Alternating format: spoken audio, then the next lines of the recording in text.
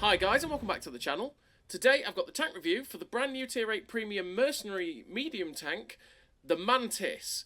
Now, the Mantis is a LTG Tier 7 Russian light tank hull and the T69 turret, which makes for a fairly interesting tank. In terms of its playstyle, I would say fairly similar to the Borask in the fact that it's got good camo, it's got good damage output, although unlike the Borask, the Borask can drop 2 shots and get out very, very quickly. The Mantis has to stick around a little bit longer.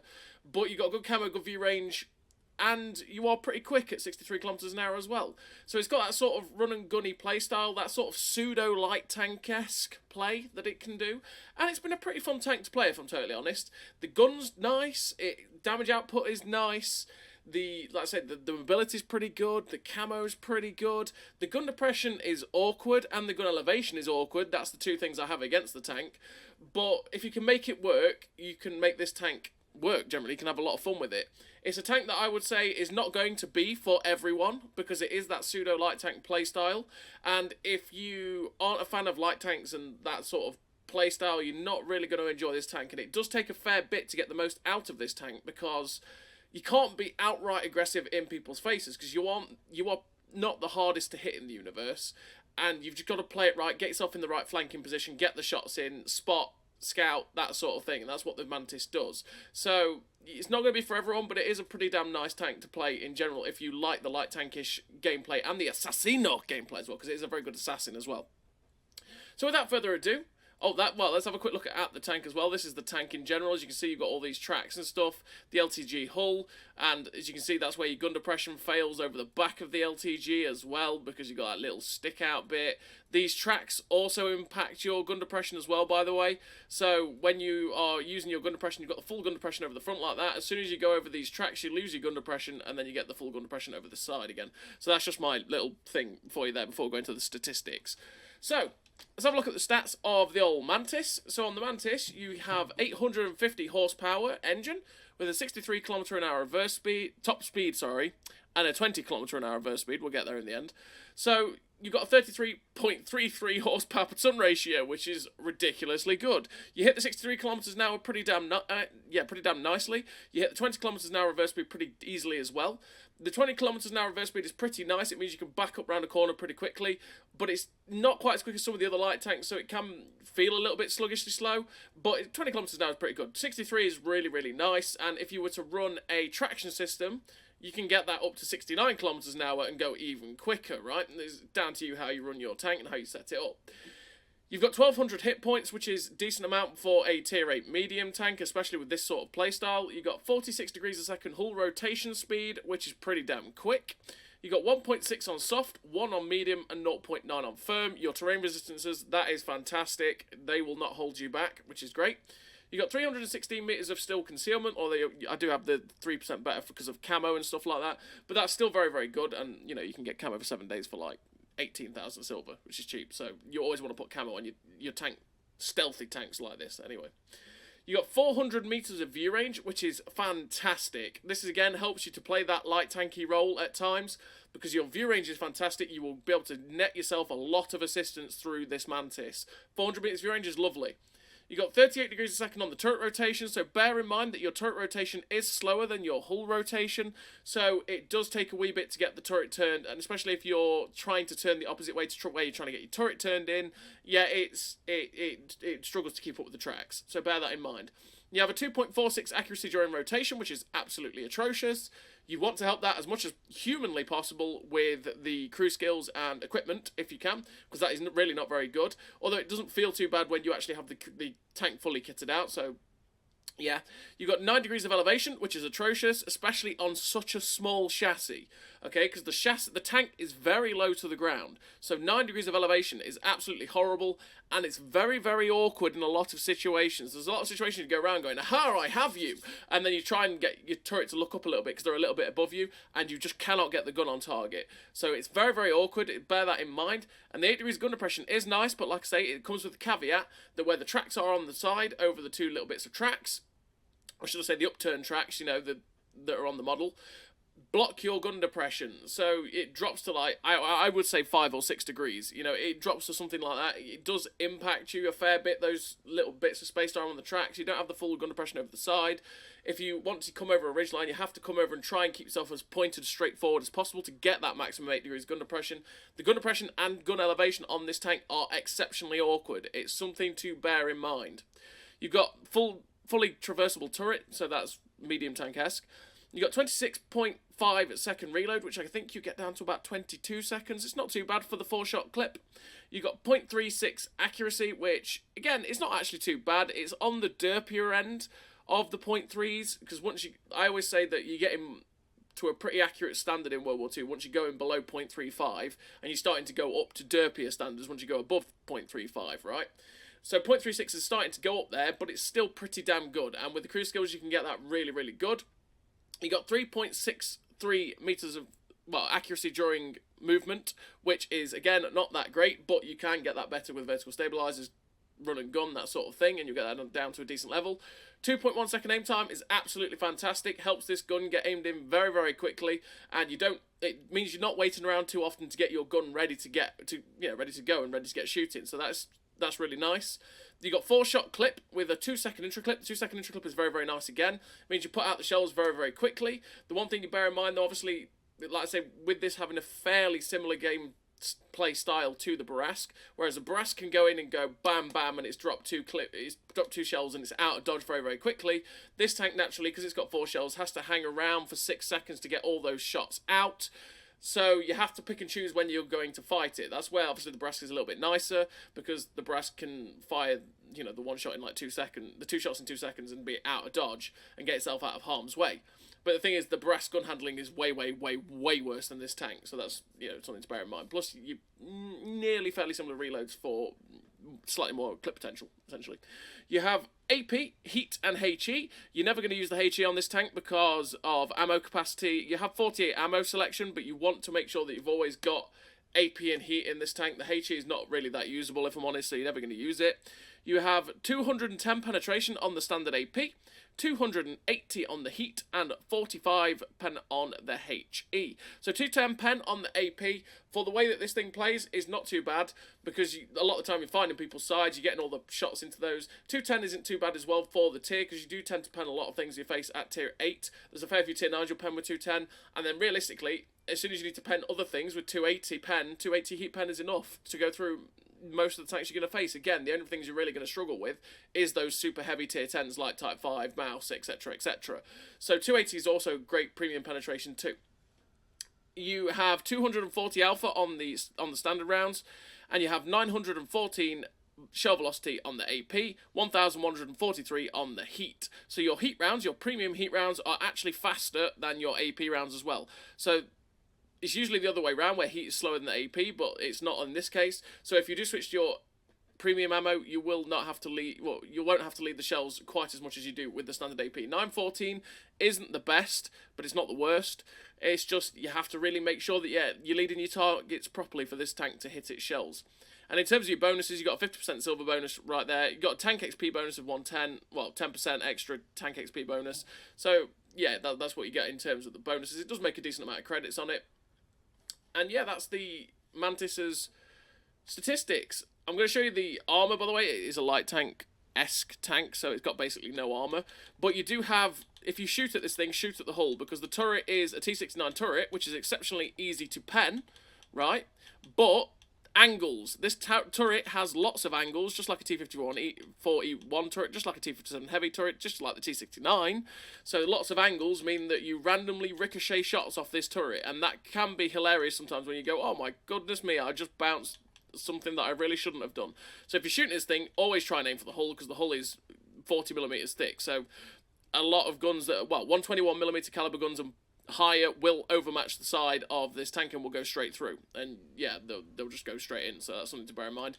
And yeah, like I say, the tracks, the 50mm of track spaced armor on the hull is not going to do anything, but they are modelled, which is why I say they impact your gun depression. So that's just something to bear in mind. So in terms of a crew on this tank, I have put it in the Reaper's Scythe. So let's go put it back into the old Mantis. And on the Mantis, in terms of the commander, I do run Born Leader, Rapid Reload, Sixth Sense, Situational Awareness, Camouflage Expertise, Silent Driving, Run and Gun, Snapshot, Steady Aim. The 3 gun perks to make this gun as good as humanly possible. And you want to be running stuff like Snapshot and Run and Gun as well, because, like I say, the accuracy during turret rotation is not very good, and the accuracy during movement is also not very good, and you always want to make sure that your gun is 10% more accurate. Camouflage Expertise and Silent Driving, because this tank, like I say, is a pseudo light tank, and I want to play it as such. So Silent Driving to decrease the effect of movement on my camo rating, and Camouflage Expertise to make it 10% more better. And realistically, this corner is a corner. Well, these 5 perks you are basically going to take every single time on every single tank, pretty much. And in terms of equipment, I run, well, we put food on it, because that is, don't never underestimate the effect of food on your tank. We run the Advanced Concealment, the Gun Stabilizer, and the Optics.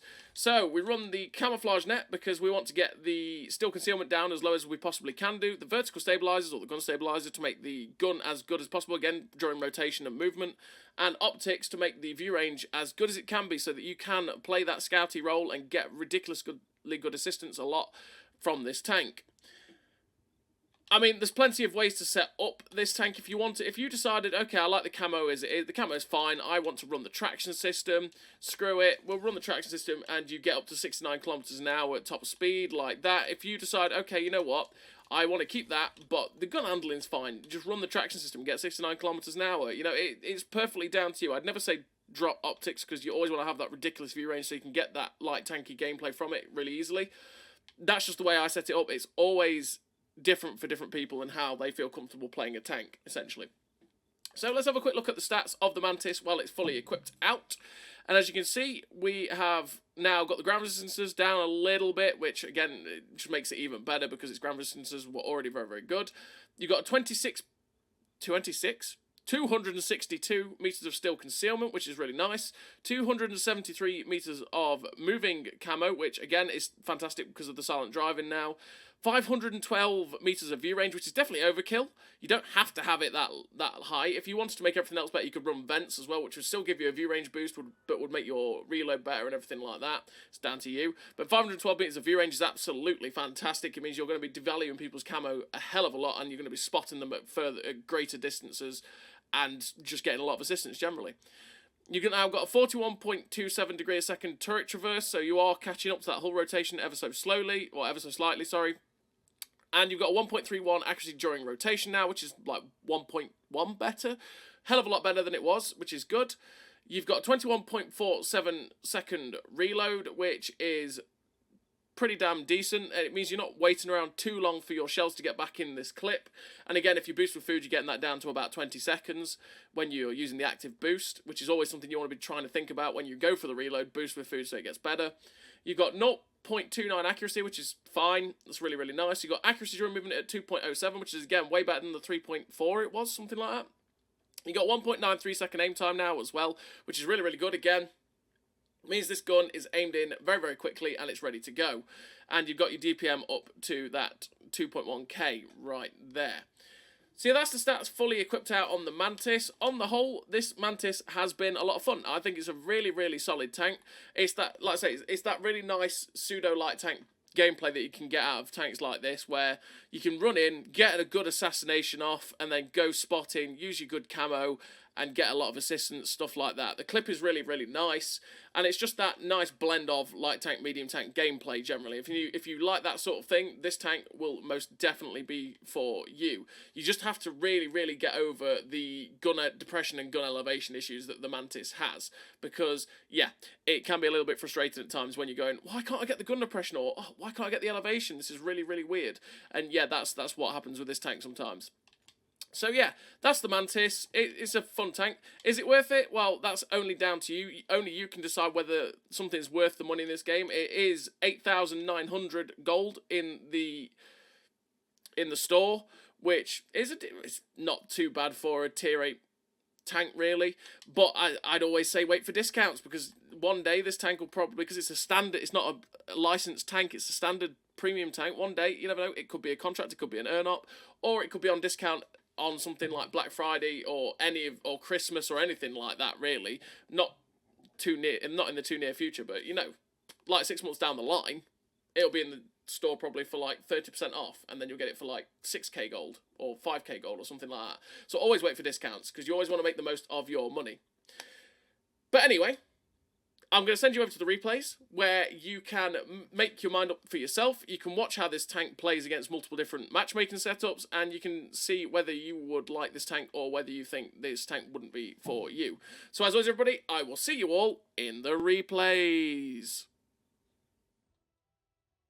So here we are in the replays with the Mantis, and the first game we're playing, we're on Nominee Nom, and we're top tier. So what we're going to do on Nominee Nom is use our pace, use our good view range, and we're going to run down the ridge lines along the 4 line to see if we can just sort of spot the people that are across from the enemy team, because what tends to happen on Nominee Nom is your team just tends to sit from this spawn. Anyway, they tend to just sit in the hills at like E1, E2, E3, and they just try and shoot down at the people along the A line. So I may as well go along that way, see if I can spot them, because realistically the way I do play this tank is I'm more like a light tank I'm more like a light tank but with a deadly gun, right?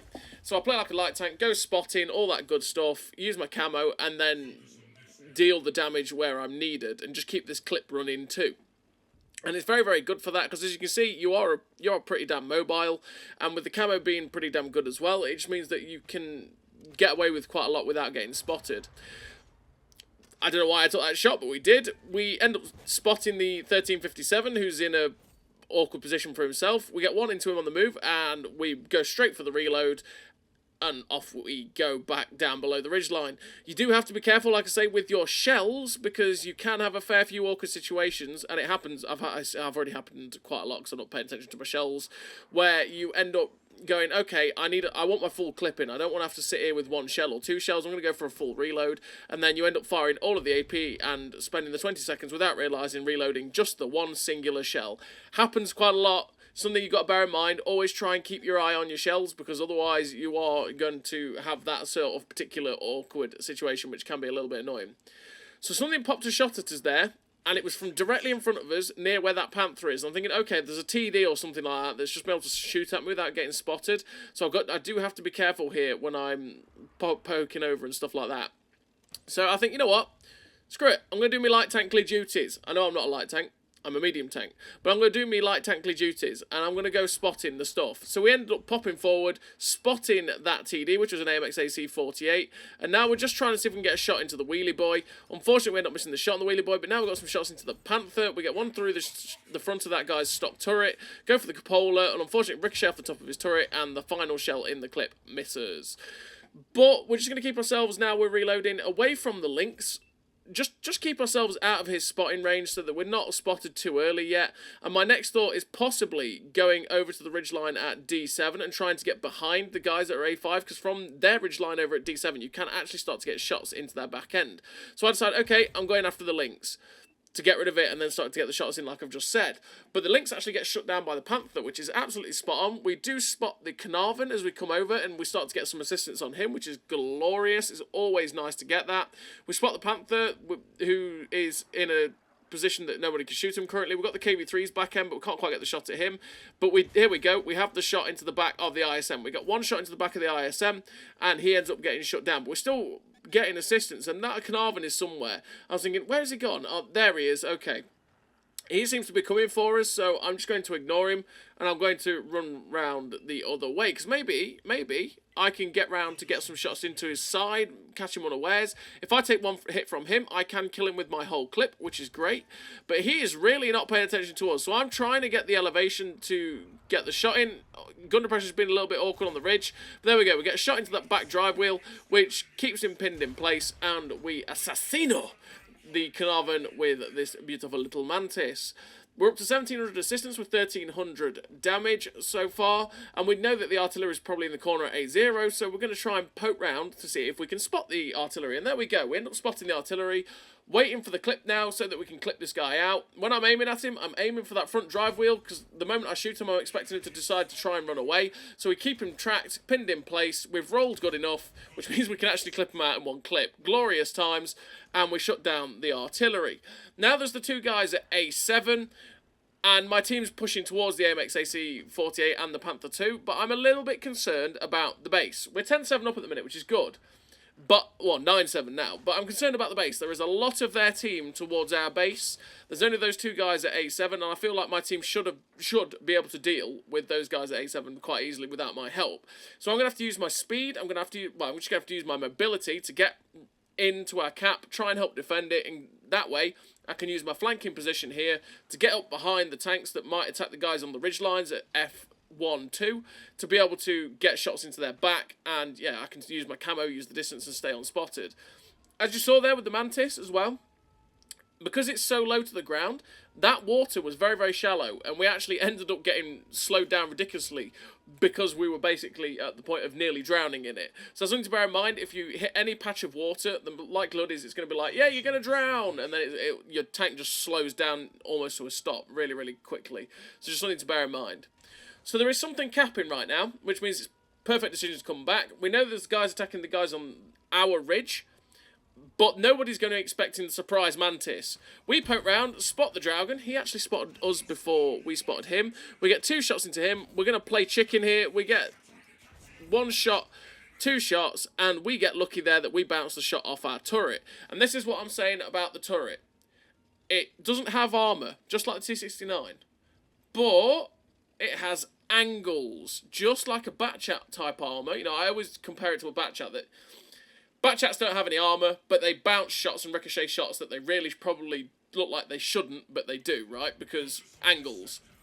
The turret has exactly that. We bounce the Dragon's shot. We get up behind when we're reloaded to get the shot into the back of the ISM that was on the ridge. And then fortunately for me, I managed to get the RBRT in to shut down the Dragon there as well. So we get 2 kills in 2 shots, which is always a glorious time for an autoloader. And now there's only 2 tanks left. There's the Dragon that's just been shut down by the Panzer 58 Mutz. And there is a Boggy Bogger. There's the Boggy Bogger. We're up to 3.3k damage, 1700 assistance, and 4 kills. We had a pretty decent game here on Nomini Nom. While we're top tier in the Mantis, and I'm hoping just to push it up to maybe get towards that 4k mark with this Boggy Bogger. Because you never know, we might be able to get there and get the shots into him. But he's currently running away from us, and he's running away from the TD, or he's chasing this TD around the rock. And we're hopefully going to get there with RBRT. Oh no, the shot goes low, only does track damage, and we don't get any more damage. But we finished the game with a pretty decent total for the Mantis. We finished with the victory, the 4 kills, 3.3k damage, 1700 assistance, the sniper medal, the 2nd class, 1713 base XP. Again, a pretty average game for the Mantis there. Showed what the Mantis can be capable of on a map like Nomini Nom. You know, we've got all the space in the world to get round, use our mobility, use our camo, use our good gun to be able to dish out the damage if we want to.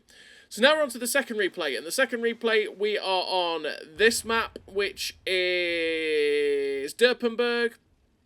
Yeah, we got there in the end. Derpenberg, and we're going to push up and sit on the ridge about G9, because from there I'll be able to, with these spawns in team destruction, we should be able to spot the people that are starting to attack the 9-0, and we might be able to get shots along the 3-4 line if people push down that way. You know, we can get shots into their sides and stuff like that. So there's the first one, the medium tank's crossing the open, it's a Dragon. We try and get a shot into him, we aim a little bit too high, which means we ricochet off that guy's turret. We're now aiming for the shot into his side, and unfortunately that shot just flies a little bit too high, and well, he stops anyway. We're going to poke over to see if we can see the enemy team. We spot the Astron Rex, but that shot went to the moon. That shot went to the moon, which means we didn't get that shot into him. I decided, you know what, okay, forget it. I need to get the full clip in. There's only 4 tanks with me. I don't really fancy brawling with the heavy tanks and the medium tanks on these ridge lines, especially with how awkward the gun depression is on the Mantis. So I see this Barask and I go, he's very aggressive in that position. I might be able to get 2 or 3 shots into him as I run past him. But by doing this, we'll also spot a lot of the tanks that might be sitting and camping at D2, C2. So yeah, we're going to go after this Barask. So we try and get a shot on the RBRT on the move into the Barask as we drive past, but unfortunately the shot just, well, it whiffed. But the Barask hasn't realised we're here. We've spotted all the guys at D2. And now it's like, hello, Mr. Barask. We get 2 into this guy. And to be honest, I didn't want to take the hit from the Barask. So I decided to go for the reload and just run past and run away. We got 2 shots into that guy there, which is nice. It means it's a 3-shot now for our next clip if we wanted to go back in. And now I'm back safe on these ridge lines here. I'm below the ridge lines for all the guys that their TDs were. And for that Barask, so he can't quite get any shots into me. But I decided, okay, now I'm spotted and I looked like I was running away the other way. We're fully loaded. Let's go assassino the Barask, because that's what we want to try and do. So the Barask finally gets spotted through the wall. That was a bit of a weird one with the vision. We get 2 shots into him. We get extremely lucky there that he doesn't pen us. I think he hit our extreme side, so we actually ricocheted, and we killed the Barask. We make sure that final shell was fully aimed into the side of the Bisonte, and we're up to 1200 damage with 363 assistance. Just keeping myself safe for the minute while we were waiting for the clip. We spot the Scorpion and the SMVCC 56, but we spotted them and didn't get any assistance. I thought I was the one that spotted that Scorpion there, because he popped up just as I popped out, but hey ho, unlucky. We get 1 shot on the move into the Draugen RBRT'd. We bounce 1 off of him there, and the Type 59-2 finishes off the Draugen. Now there's a setter running around in front of us. We just can't quite get the gun depression, so I decided, okay, we know the Jagdpanther had fired, so we try and get a shot into his lower plate. But unfortunately, again, the awkward gun depression meant that our gun just adjusted up as we aimed for the lower plate, so we actually hit the upper plate, and we bounced. But we get the final shell into the setter as well, which is decent. Up to 1736 damage now with 1200 assistance. Just waiting for the clip, and my next target is this T43, because I can stay safe from the TD on my right, and I can hopefully start to get some shells into this guy. So we put 1 shell into the T43, go for the track. Unfortunately, don't get the drive wheel there, but we get it on that one, which means we get some more assistance. We get some bit more damage on that T43. We come over on the Bisonte. I go, well, you know what, I'm going to take a hit, because I'm full health. I'm going to take a hit, possibly from the TD, to track this Bisonte, get myself some more tracking assist. Tracking assist? No? Oh, okay. Nobody shot the Bisonte as we tracked it, but the SMV gets shut down. Just waiting for our clip to come back in so that we can try and sneak the kill on the Bisonte. He ends up being a 1-shot. We get the shot in and finish off the Trashante there. And we finish the game with 2.8k damage. The epic victory, top of the team, 2 kills, 1889 assistance. The second class, and 1553 base XP. Again, a pretty average game, yet again, for the Mantis there on Derpenberg. And that Space Marine, or that Warhammer Commander, whatever, he doesn't shut up, does he? He was talking a lot in that last bit. But hey-ho. Now we're on to the 3rd replay. We've got only 1 more replay after this, and we're on to the 3rd replay, which is on Hell's Highway, which is the Halloween version of Highway. It's in the name, really. And we're in a Tier 9 game, and we're in a very, very Tier 9 game as well. So what I want to do on Highway is try and take the position at D9, and that way I can boost my view range with the food, which makes it even better, and try and spot the people that are crossing into the town and feed myself some assistance from my guys that will be sat behind me, all these medium tanks here. So we're going to speed our way to that position. As you can see, we've got a little bit of a gun line that's going off, boost the view range with food, and then play the light tank play. We're going to try and see if we can spot them up. There we go with CST-77, who is just below the ridgeline, which is a little bit awkward. Just seeing if we can try and get a shot into the top of this guy's turret, but can't quite find it. We end up spotting a Resilient, which we try and go for the shot into as he crosses here. But unfortunately, we just aim a little bit too low there. This building in front is going to make it so that Resilient can get in. So I decided, okay, you know what, I'm going to try and shoot through it, and that way I'll spot the Resilient. But unfortunately, I don't think I quite destroyed the building with the remaining clip, and we didn't actually end up spotting that Resilient whatsoever. We have a lot of tanks heading into town. Look at this pain train rolling into the town. So, you know what?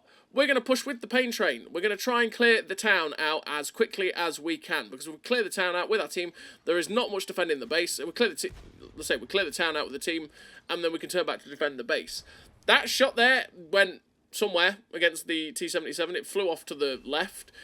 with the RBRT, which I suppose is probably a problem with the turret traverse being worse than the track traverse, but the T-77 isn't looking at us. He's looking at our team as they're coming in.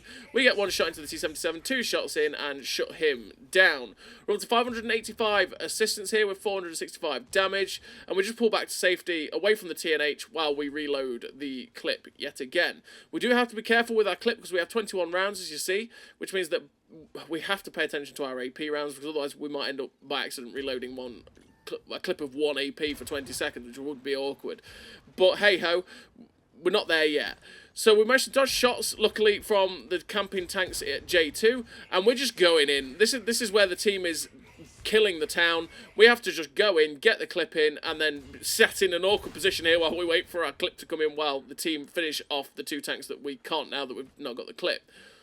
So the Resilient's going to die. Well, the Resilient died. The ST-1 is gone. And now it's like, defend the base, guys. There is tanks attacking the base. So if we manage to get enough people to go back, that way we can defend it. And I'm thinking, do I want to go sit on the ridgeline at D8 and try and counter the people crossing to B6? Or do I look at the heavy tanks streaming out of the town? This is reacting to what's going off. Because it's like, okay, you know what? I do want to go defend the town. Or should I say defend the base? But at the same time, I could just play light tanky. Go and spot, and then put myself in positions to get this clip off if I can. So as you've seen, we've just got a few shots into the UDES 16 there, and now we're doing the light tank thing. We're going to use our mobility, our camo, push forward, and see if we can spot the things that are going to start to farm our tanks that are pushing out of the town. Because that is one thing, coming out of the town on highway is always a dangerous, dangerous thing for a team, because there's a lot of campers that can quite easily demolish you. So if you have someone that can push forward and spot them all, that way your team can destroy them and they won't be just killed by the things that they can't spot. So we've got a few shots into the 257 there. We end up spotting this UDES 03, which I'm just keeping myself moving at this point. I could have stayed in the middle of the open and spotted that UDES 03 and not get shot, but I feel like he was going to get disintegrated, which is exactly what happens, and I want to keep myself pushing forward to try and spot more tanks if I can, and try and get myself up behind these tanks that will be on the ridgeline over here. So we spot the T-44, which is assassinable. So we're going, that's definitely a word. We're going after this T-44 and we assassinate. Assassino. We assassino the T-44 there, and we're just trying to get an awkward bit of gun depression here, but we're just hitting the destructible covers building, which is actually putting our tank up, which means we can't quite get the gun depression. But we get the shot in towards the 58 mutts, and the gun just derps, unfortunately, because we didn't quite aim it fully. We're up to 2.8k damage, 2.8k assistance, I should say, with 3.3k damage. And again, I want to use my mobility of this tank, get myself into a position where I am behind these 2 medium tanks here, and I can get my clip in. From this distance, I think maybe I can fire and not get spotted. But unfortunately, I do get spotted. We passed next to some destructible cover there, and it took the shell just as we were trying to kill the general, which is really unlucky. We do shut down the general, though. We get shot into the back of the mutts, and now we use the dead Crafts Panther to our advantage to stay covered from the MX-30, and we can then reload the clip, which is a mistake, because can you see the mistake, my party people? We have 1 shell left. So I go for the shot into the mutts to just snap and think, oh, maybe I'm going to have more shells. No, you moron. Watch your shells, people. Watch your shells. Because, yeah, you can have that sort of awkward situation there when you end up spending 20 seconds waiting for the reload on a clip that you're never going to get to fire. Which is really disappointing. But it is what it is. Finished the game with a really nice total. Finished with the victory. 3 kills, 3.9k damage, 2.8k assistance. The first class. 1979 base XP, a really nice game for the Mantis in a tier 9 game. And yeah, that is the epitome of the Mantis, really, is play that light tank gameplay, keep this gun singing where you can at flanked positions, and you'll be able to keep farming out the damage. And we're on to the fourth and final replay, which is one of the best games I've had in this tank, and it's in a bottom tier matchup. So we're on Moravanka, and this is the tier 10 game. We are going to go to the Magic Forest, because on this map, realistically, if you're in a tank that's got good turret armour and good, well, just a heavy tank-esque, really, you kind of want to be brawling around F2. But if you're in a tank that's quite quick, got good mobility, got good gun, and, yeah, still has good turret armour, you want to try and get to the Magic Forest. And from the Magic Forest, you can push around behind the enemy team, that, you know, brawl at C, E, 2. And you can also have some good ridgeline fights from this position here too, as well. So, as you can see, we've spotted this T-57 heavy, so we get 1 shot through the turret front, 2 shots through his turret front, going for the 3rd shot, and it ricochets. Unfortunately, not to pen that 3rd shell there, but that's showing there we firing that T-57 heavy with our standard 210 pen, and it was enough to go through his turret. We're just on 527 damage, because obviously we only hit 2 of the 4 shells, waiting for the clip to come in so that we can try and get some shells into this Indian Panzer. He's getting AVRE, and I think, okay, you know what, I might take the hit here to deal some more damage to this guy. But unfortunately, we ricochet 1 shot off his upper plate. Obviously, we pen 1 in his side. We get 1 through his cupola, and we have 1 shell left, so I'm going to see if I can use it into the Marat. But actually, the T-57 Heavy just gives himself up, and we get a shot through the side of his turret as well. And he gets AVRE'd. Fun. So we're up to 1255 damage, and that Marat is running away. He is running away, which makes me think, is there anything else over here? It doesn't feel like it. If that Marat's running, okay.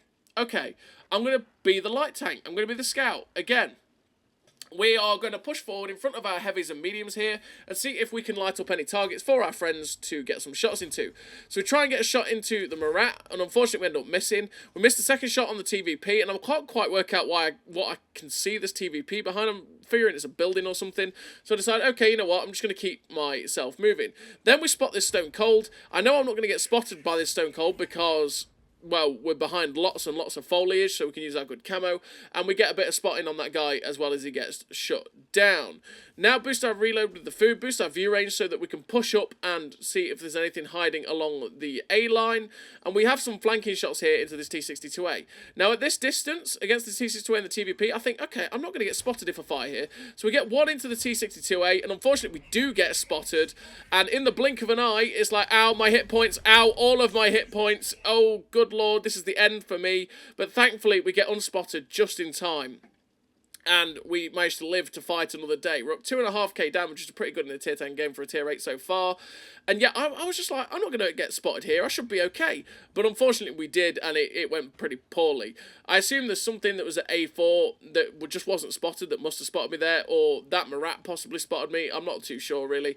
But the standard B at the back gets spotted over here, so we get 2 shots towards him. Unfortunately, that one doesn't kill it. Okay, well, that shot missed, and I decided, okay, you know what?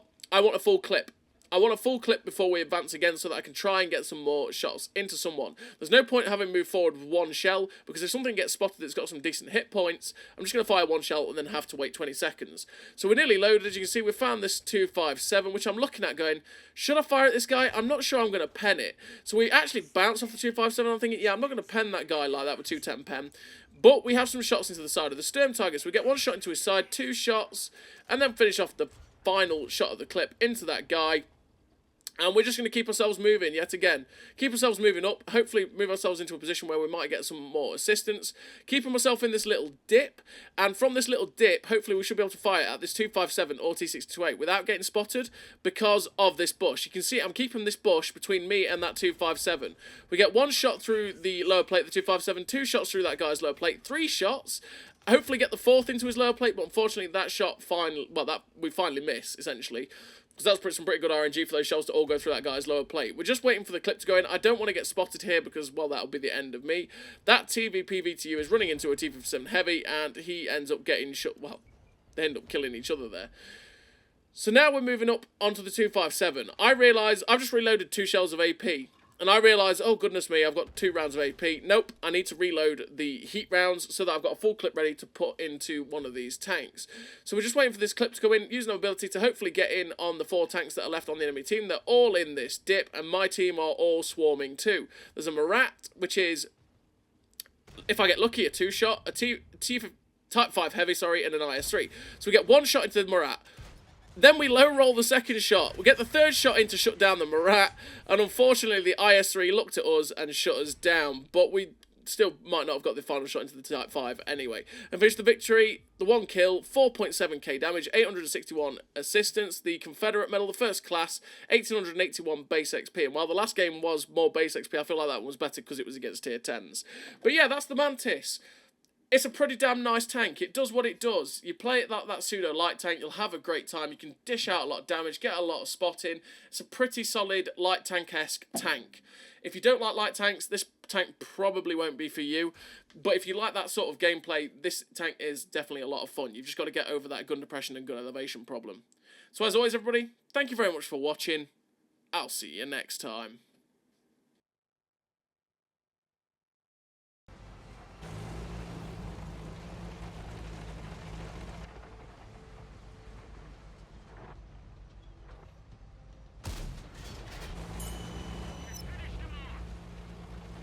A great success!